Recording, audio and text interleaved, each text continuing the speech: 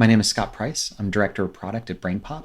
I've been in the game industry for about 10 years in a number of roles, including QA, project management, product management, producer, creative director.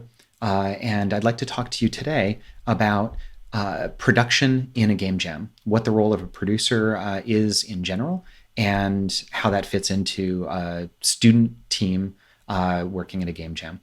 This is not a lesson. The lesson for this that accompanies this is PD0. The video is to help you as an instructor guide students in things that are likely to come up in a game jam context. So what is production? Generally, I consider production to be all the work of producing a game. It's developing the game and making it available to the world. So it's everything but the game itself. And that puts the producer in the context of the person who oversees that production. Now, this splits into two forms in the game industry. Often you'll have a product manager or a producer and a project manager. Often several project managers on a large team.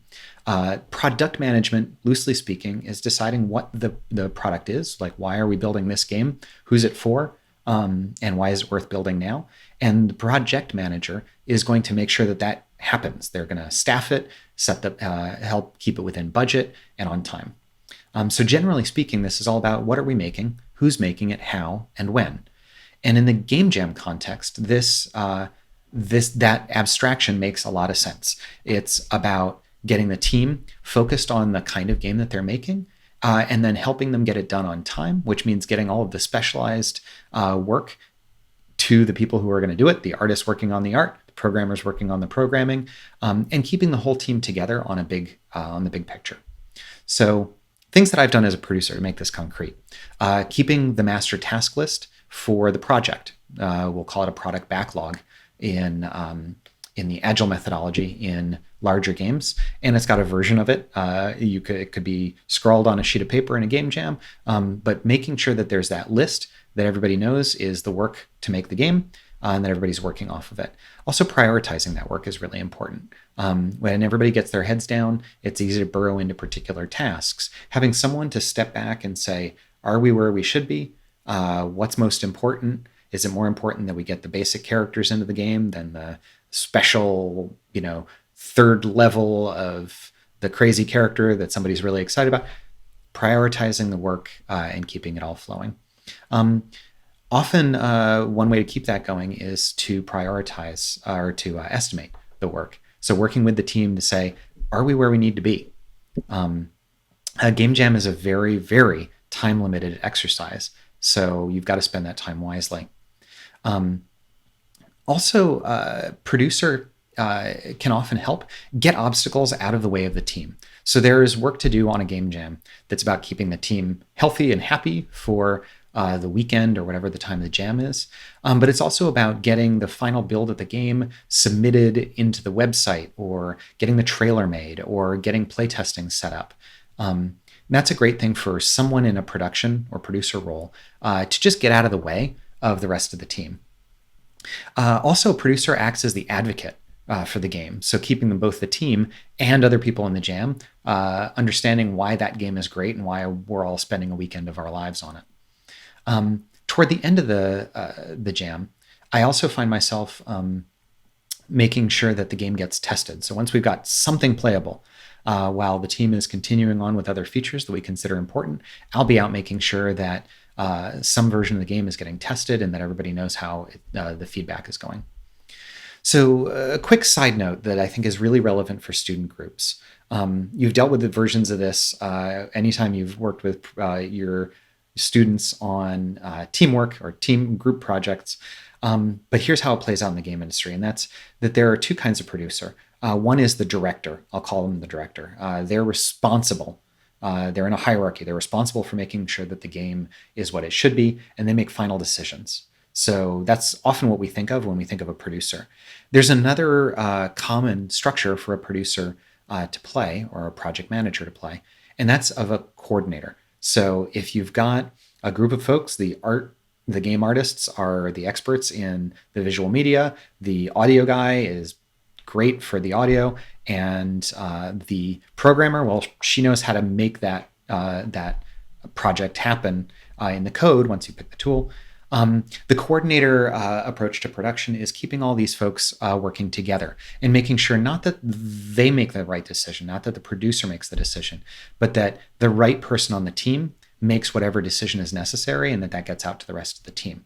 This sounds very abstract, but it's going to come up. If you give somebody the title of producer or project manager, they're going to start to manage. During a game jam context and with student groups, I think it's really, really good to keep that being a role that somebody plays coordinating everybody else. It's much more egalitarian. So if the director is the brain of the team, the coordinator is the nervous system. And I think it's more important that we have that nervous system, that there be one person who's the brain. So specifically in a game jam context, early in the jam, it's really important for the team to focus on a particular idea and that it's in the right scope. So it's the right size of game that they can make in the time that they've got available. And to articulate that idea, to pull that idea out of the group and make sure that everybody buys into it and is working on it. Also, the team needs to work together and they need tools and a work area to do that. If it's a tabletop game, obviously that's space and the materials to make the game. But if it's a digital game, you still have that. You need to decide on whether you're building this in Unity or in GameMaker or some other tool. And then you need a way to share the game assets, make sure that everybody knows where the game designs are going. So get all that together. And also to make a list of the work. It really helps a team to pull together, here's all the, a list of all of the things that we're going to do. If we've done all of these, we've made the game. And then we can argue as the time draws near, do we really need all of those things? And where do we need to spend more time? So as the jam gets going and everybody's working together, the producer or the person in that role should take care of the team, keep that schedule, keep everybody checking in on it, and organize and document what everybody's doing. It's easy for the workspace, the digital workspace, to become cluttered. Make sure that everybody knows where to find exactly what they need when they need it. And then toward the end of the game, as I mentioned before, testing and doing all the stuff of the jam, getting that final build, the playable version of the game, ready for demonstration. Make sure that the video, if the jam calls for that, is made. And behind all of this are two things. One, where is everybody looking for the work that they need to do? How are we tracking our progress? And then the other one is, where are we sharing files? So up on the screen are a number of options for each of those. Finally, some common problems or challenges that'll come up with game jams. I've mentioned a few of these already. Getting the team focused quickly on a game that they can build within the time that they've got available. That's something to focus on. Also, technical confusion. Just making sure that the game assets, this often happens with visual assets. Some tools work with sprite sheets, and some tools work with separate visual files. Knowing what your tools need and that the art is producing them in the right format, etc. Just making sure that everybody is working together.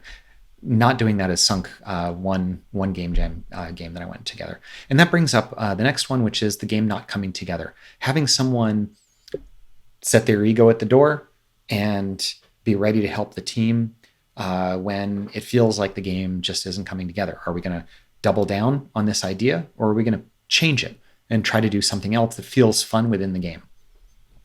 And finally, keeping everyone working together, keeping everyone seeing the progress on the team, and making sure that everybody gets heard. This is why it's especially important for that coordinator to be coordinating rather than bossing people around. Just asking somebody who hasn't spoken in a while what they think, or how their work is coming. So overall, what this means is that having someone on the team be acting in the role of the producer, not to boss everybody around, but to make and keep the lists and schedule, keep the team talking to each other, and doing all that work around the game itself. It's really important, and I hope you can help your students.